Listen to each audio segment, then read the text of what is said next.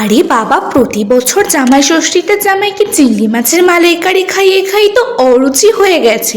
একবার এভাবে chilli prawn খাইয়েই দেখো না, হাত একেবারে ছিটেপুটে খাবে। এই জন্য প্রথমে চিংড়ি মাছগুলো ভালো মতো ধুয়ে নুন, হলুদ আর কর্নফ্লাওয়ার মাখিয়ে নেব। এরপর কড়াইতে সাদা তেল দিয়ে দেবো, আর আমি এখানে ডুমু ডুমু করে কেটে নিয়েছি পেঁয়াজ, ক্যাপসিকাম, কাঁচা লঙ্কা, রসুন, আদা। এরপর একটা মিক্সিং জারে লঙ্কা, রসুন আর আদার একটা পেস্ট তৈরি করে নেব। এরপর তেল গরম হয়ে গেলে তাতে ম্যারিনেট করে রাখা চিংড়ি মাছগুলো দিয়ে ভেজে নেব। দেখো, বেশি ভেজে ফেলো না, তাহলে কিন্তু রাবারের মতো খেতে লাগবে। এরপর মাছগুলো তুলে মাছ ভাজার তেলেই আগে থেকে কেটে রাখা পেঁয়াজগুলো দিয়ে দেবো। হালকা নাড়াচাড়া করে তাতে দিয়ে দেবো পরিমাণ মতো লবণ ও হলুদ গুঁড়ো। তারপর বেশ কিছুক্ষণ নাড়াচাড়া করার পর পেঁয়াজগুলো হালকা ভাজা হয়ে গেলেই দিয়ে দেবো ডুমু ডুমু করে কেটে রাখা ক্যাপসিকাম।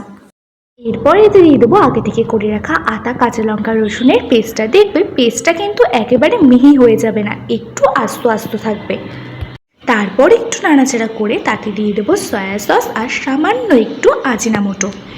আমি রান্নায় খুব একটা আজিনামোটো ইউজ করি না, কিন্তু এমন কিছু কিছু রান্না আছে যেগুলোতে আজিনামোটো দিলে টেস্টটা একটু বেশি হয়, তাই ইউজ করেছি। এরপর দিয়ে দেবো পরিমাণ মতো টমেটো সস আর স্বাদ মতো মিষ্টি।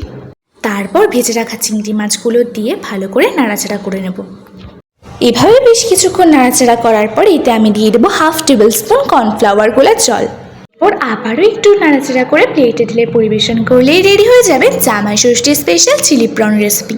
তোমরা কে কে আমার থেকে এই রেসিপিটা জেনে এই জামাই ষষ্ঠীতে চিংড়ি মালাইকারির বদলে চিলি প্রন রান্না করলে কমেন্টে কিন্তু অবশ্যই জানিও। আরে আরে, তোমরা একা একা দেখলেই হবে, শেয়ার করে তো অন্যকেও দেখার সুযোগ করে দিতে হবে। রেসিপিটা ভালো লাগলে like, comment, share and follow করতে কিন্তু একদমই ভুলো না। আর যারা ইউটিউব থেকে দেখছো তারা একটা সাবস্ক্রাইব করে দিও। সবাই ভালো থেকো, সুস্থ থেকো আর এভাবেই আমার পাশে থেকো। আজকের জন্য বাই বাই।